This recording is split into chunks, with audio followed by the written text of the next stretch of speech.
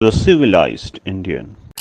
हमारे मीडिया वालों के लिए ये जो मैं बोल रहा हूं वो खबरें नहीं होती हैं, क्योंकि अगर ये खबरें छप जाए तो बाकी लोगों को बहुत नीचा दिखाना पड़ेगा। इसलिए ऐसी खबरों को दबा दिया जाता है। थोड़ी मर्यादा रखिए। जिस मीडिया ने इस सरकार के लिए अपने दिन रात एक कर दिए, दिन रात सरकार के गुणगान में लगा दिए, तमाम की तमाम जो क्रेडिबिलिटी, फोर्थ पिलर और जो भी उपाधियां इन्हें दी जाती थी, सबको गंवाने के बाद गोदी मीडिया में सीमित हो गई। उसी मीडिया के बारे में वो व्यक्ति जिसके लिए मीडिया ने अपना सारा इकबाल खो दिया, ये बात कहते हैं।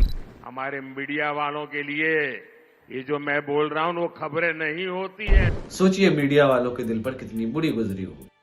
मुझे गुस्सा आता है। गुजरती है, गुजरने दीजिए, मीडिया को क्या, सरकार से एड्स मिल ही रहे हैं। 2018 से लेकर 2022 के बीच में भारतीय सरकार ने हमारी मिनिस्ट्री मीडिया को 1300 करोड़ रुपए का एड दिया है।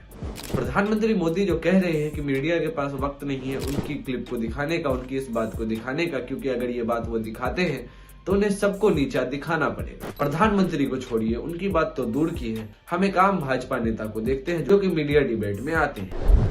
उदाहरण के तौर पे न्यूज 18 की इस बहस को देखिए।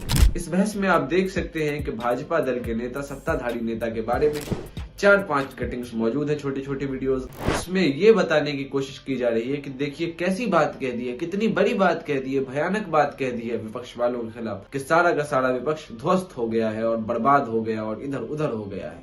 तो जब ये धारणा मीडिया के एक आम स्पोक्स पर्सन को लेकर के है, उनकी बातों को इतनी उछालती है मीडिया, तो फिर प्रधानमंत्री का क्या जलवा होगा। वाह मोदी जी, वाह वाह वाह।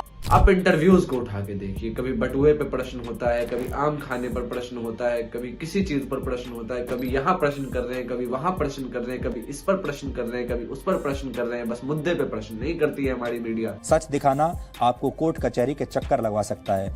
हाँ, तब भी माननीय प्रधानमंत्री जी हमारी मीडिया को बख्शते नहीं है और रैली में घूम घूम कर कहते हैं कि मीडिया को मुझे दिखाने का समय नहीं है, अगर मुझे दिखाएगी तो विपक्ष को नहीं दिखाना पड़ेगा।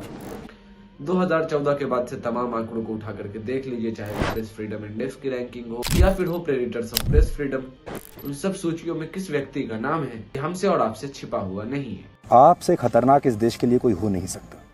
प्रधानमंत्री मोदी जब इस प्रकार से मीडिया के बारे में कोई बात कहते हैं तो मीडिया वालों को निकलकर सामने आना चाहिए और कम से कम इस बात की तो पुष्टिकरण करनी चाहिए कि माननीय प्रधानमंत्री जी, आप जो ये बात कह रहे हैं ये बात तो सच में झूठ है और सरासर झूठ है, क्योंकि हम आपकी बात को ही दिखाते हैं। हमने कोरोना में ये नहीं दिखाया कि कितने लोग मर गए, हमने किसानों को नहीं दिखाया, हमने छात्रों को नहीं दिखाया, हमने किसी को नहीं दिखाया, हमने मणिपुर को नहीं दिखाया और हम लद्दाख को भी नहीं दिखा रहे हैं।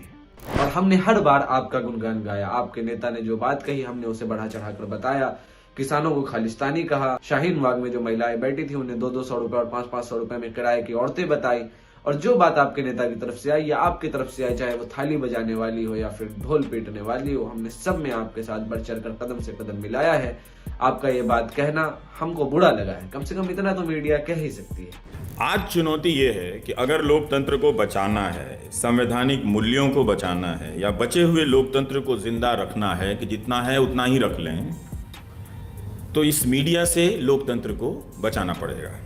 इन्हीं मीडिया वालों के लिए, इनके गिरते इकबाल के लिए जो रविश कुमार के शब्द हैं वो बिल्कुल 100% सही है। हमारे मीडिया वालों के लिए ये जो मैं बोल रहा हूं वो खबरें नहीं होती हैं। जिन्होंने कितनी खिदमत की उनके बारे में वो कह रहे हैं।